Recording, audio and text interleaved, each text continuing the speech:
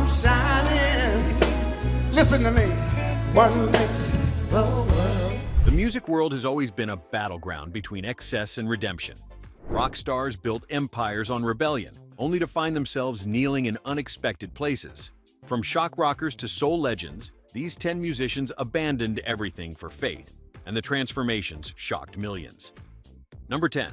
Brian Head Welch.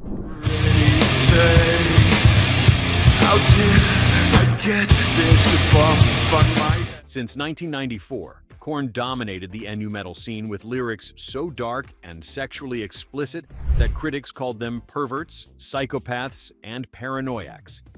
Lead guitarist Brian Head Welch embodied this darkness, fueling his creativity with methamphetamine and cocaine binges that left him physically and spiritually bankrupt.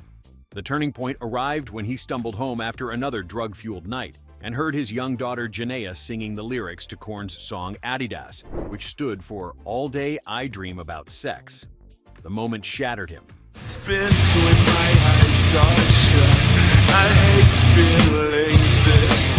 Within weeks, Welch walked away from a multi-million-dollar contract. In early 2005, over 13,000 people packed into Valley Bible Fellowship in Bakersfield to hear him share his testimony.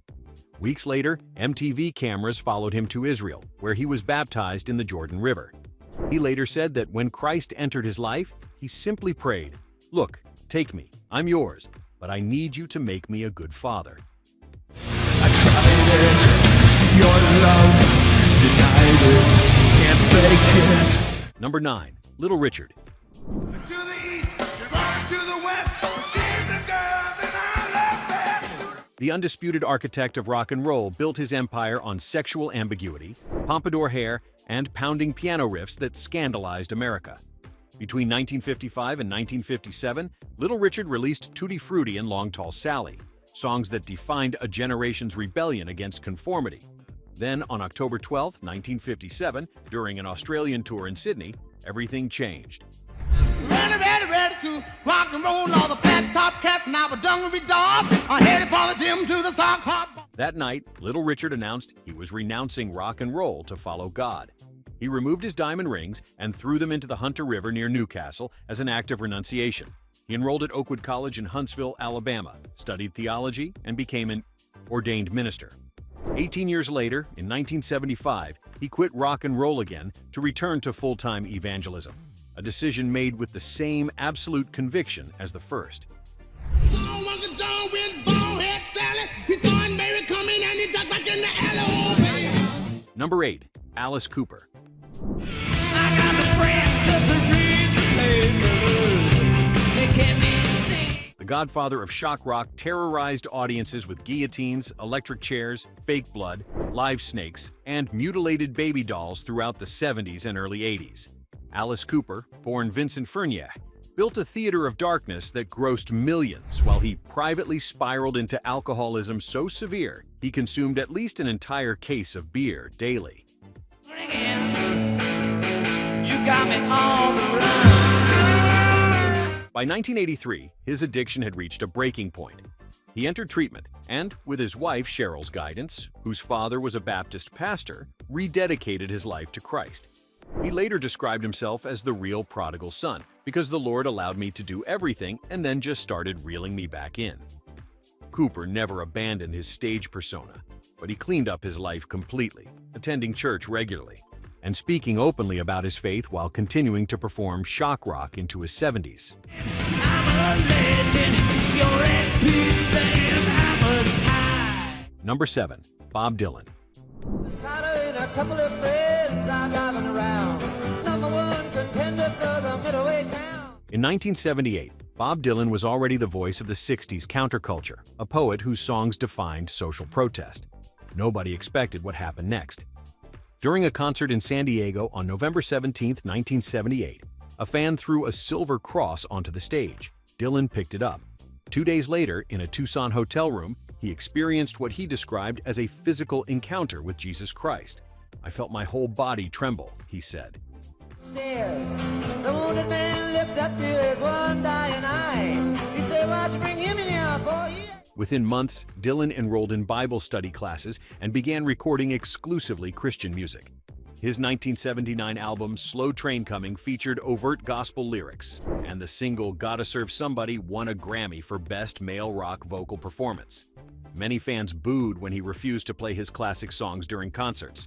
He followed with 2 more Christian albums, Saved in 1980 and Shot of Love in 1981, before gradually returning to more secular themes.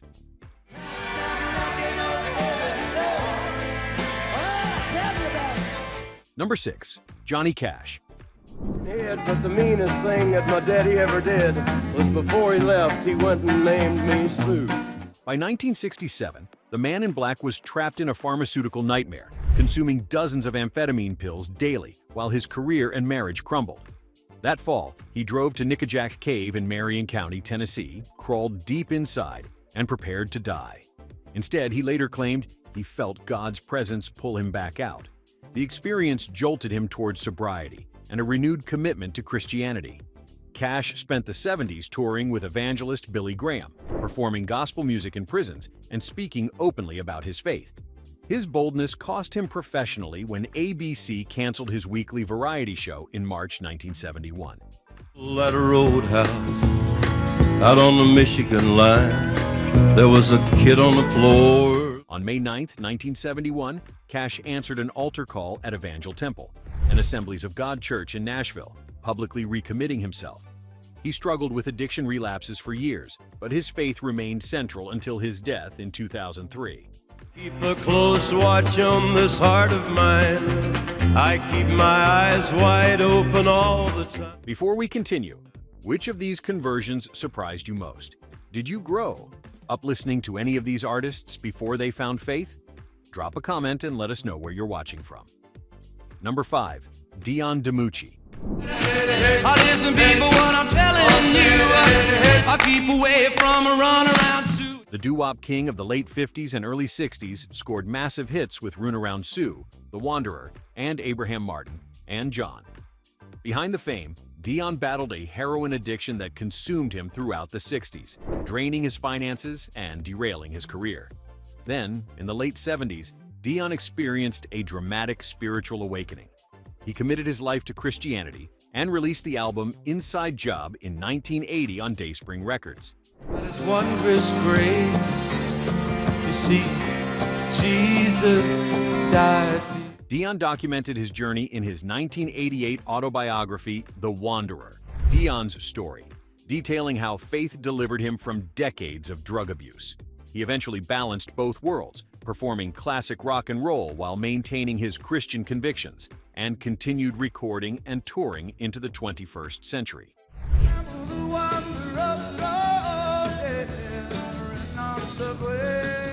Number 4. Al Green. The world know her. Soul music's smoothest voice dominated the early 70s with Let's Stay Together, Tired of Being Alone, Love and Happiness, and Take Me to the River, selling millions of albums on High Records. Then, on October 18, 1974, his girlfriend Mary Woodson attacked him in his Memphis home, pouring a pot of boiling grits over him. She then walked into another room and shot herself to death. The trauma shattered Green.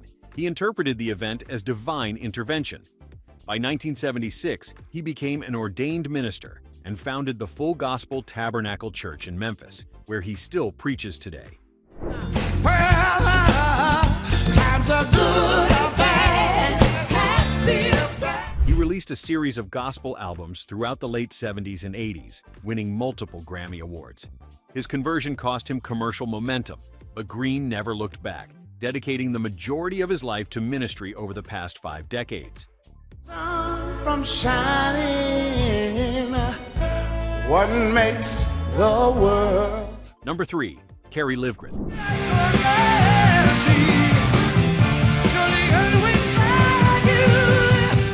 Kansas rode to the top of progressive rock in the late 70s with Carry On Wayward Son and Dust in the Wind.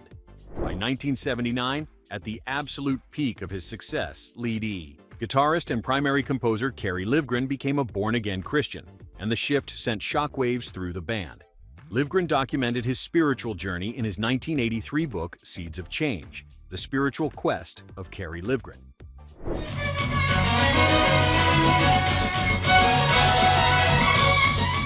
In 1983, Livgren formed the Christian rock band AD, short for Anno Domini, recording albums on CBS and Sparrow Records while still periodically performing with Kansas. His dual career became a balancing act that lasted decades, proving that Christian conviction and mainstream rock success could coexist.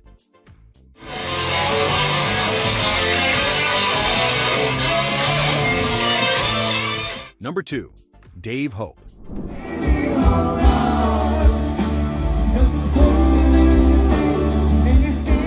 While bandmate Kerry Livgren grabbed headlines for his songwriting in Kansas, bassist Dave Hope quietly anchored the rhythm section through all the band's biggest hits. Hope converted to Christianity in 1980, shortly after Livgren, but his response was far more extreme. By 1983, Hope walked away from rock and roll entirely to pursue theological studies.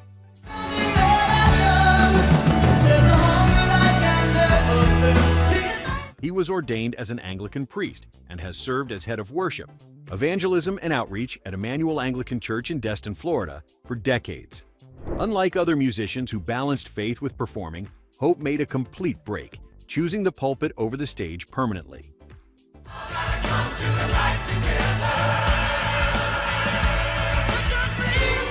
Number 1.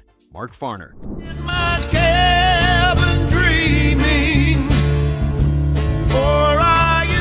Grand Funk Railroad dominated the early 70s as one of America's biggest arena rock acts, selling out Shea Stadium in 72 hours, faster than the Beatles had managed. The band moved over 20 million albums. Lead singer and guitarist Mark Farner sang the band's anthems, including I'm Your Captain.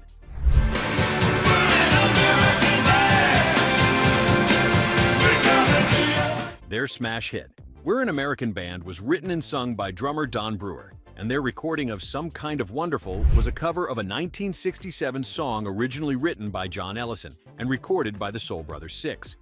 The band's success brought wealth, fame, and all the excess that came with it.